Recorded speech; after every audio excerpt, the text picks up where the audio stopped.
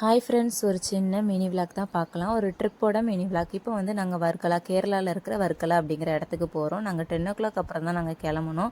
நாங்கள் போகிற வழியிலே சாப்பாடையும் முடிச்சிட்டோம். வெஜிடேரியன் ஹோட்டலில் போயிட்டு gobi manchurian, chapati, veggie fried rice அந்த மாதிரிலாம் வாங்கி சாப்பிட்டுக்கிட்டோம். பயங்கர பசி.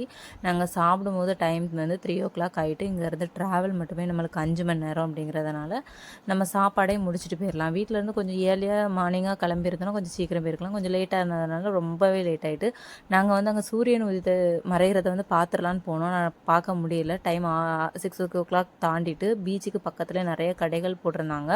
அந்த கடை இங்கேருந்து நம்ம நடந்துக்கிட்டே அந்த பீச்சையே ரசிச்சுக்கிட்டு கடையும் பார்த்துக்கிட்டு ரொம்பவே சூப்பராக இருந்துச்சு. எனக்கு இந்த பிளேஸ் ரொம்பவே பிடிச்சிருந்துச்சு. அங்கே நீங்கள் கடையில் வந்து பர்ச்சேஸ்லாம் பண்ணிக்கிடலாம். இங்கேருந்து நாங்கள் கொஞ்சம் தள்ளி போயிட்டே இருந்தால் நிறைய ரெஸ்டாரண்ட்லாம் இருக்கும். இங்கே வர்றவங்க வந்து முக்கால்வாசி கையில் பணத்தோடு தான் வரணும் போல். ஒவ்வொரு கடையிலும் ரெஸ்டாரண்ட்லாம் பயங்கர ரேட்டாக இருக்குது. அதனால் வெளியே அந்த ஃபிஷ்லாம் வச்சுருக்காங்க. நம்ம என்ன ஃபிஷ் வேணும் அப்படின்னு அவங்கள்ட்ட சொன்னால் அவங்களே சமைச்சு நம்மளுக்கு தந்துடுவாங்க. எங்களுக்குமே நல்லா பசியாகிட்டு நாங்கள் சாப்பிட்ற டைம் வந்து 10 o'clock. நாங்கள் வந்து என்ன ஃபிஷ் சொன்னோன்னா ஒரு ஃபிஷ் வந்து ஃப்ரைக்கும் ஒரு ஃபிஷ் வந்து பொளிச்சதுக்கும் சொல்லியிருந்தோம். இந்த மீன் வந்து ஒவ்வொரு மீனும் ஒவ்வொரு ரேட்டில் இருக்குது. ரேட்லாம் ரொம்ப தாறுமாறாக இருக்குது. நீங்கள் பார்த்து ஆர்டர் பண்ணிக்கோங்க. நாங்கள் வந்து மீனை ஃப்ரை வந்து சொல்லிவிட்டு சாப்பாடு, அதாவது ரெண்டுமே வயிறு ஃபுல்லாயிரும், தேவையில்லாமல் நம்ம எதுவும் சொல்லலாம் அப்படின்னு கொஞ்சம் சிக்கன் சொல்லிக்கிட்டோம். அப்புறம் நானும் 2 நான் சொன்னோம். இவ்வளோதுமே நம்மளுக்கு பயங்கர ரேட்டு தான். ஃபிஷ் வந்து அப்படியே அங்கேயே சாப்பிட்டுட்டு அங்கேருந்து அப்படியே வெளியே வந்துட்டோம். அப்புறம் ஒரு ஐஸ் வாங்கி 4 பேரும் ஷேர் பண்ணி சாப்பிட்டுக்கிட்டோம். குழந்தைங்களுக்கும் கொடுத்துக்கிட்டோம். இருக்கிறதுலே பெரிய விஷயம் வந்து ரூம் தான் மக்களே. ரூம் கிடைக்கவே இல்லை. கடைசி நேரத்தில் ரூம் மட்டுமே நாங்கள் 2 மணி நேரம் ஆகிட்டு தேடி 10 கிலோமீட்டருக்கு தள்ளி தான் எங்களுக்கு ரூமே கிடச்சிச்சு.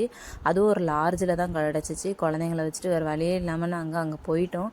ஏன்னா ரூம் கிடைக்கலங்கும் போது நம்ம என்ன பண்ண முடியும். அடுத்த நாள் காலையில் எழுந்திரிச்சு இந்த மாதிரி நாங்கள் கிளம்பி காவேரி பார்க் அப்படின்ட்டு ஒரு பார்க் இருக்குது. சூப்பராக இருந்துச்சு அந்த பார்க்கு. ரொம்ப சிம்பிளாக சூப்பராக இருந்துச்சு. அதில் வந்து எலிஃபென்ட் சவாரி பண்ணணும்.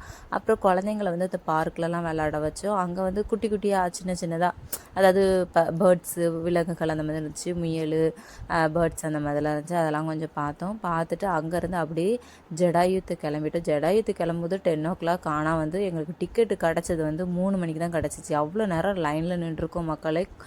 தயவுசெய்து இந்த பக்கம் யாருமே வந்துடாதீங்க. இந்த ரோலருக்காக தான் அவ்வளோ ஒரு கூட்டம் நான் நினைக்கிறேன்.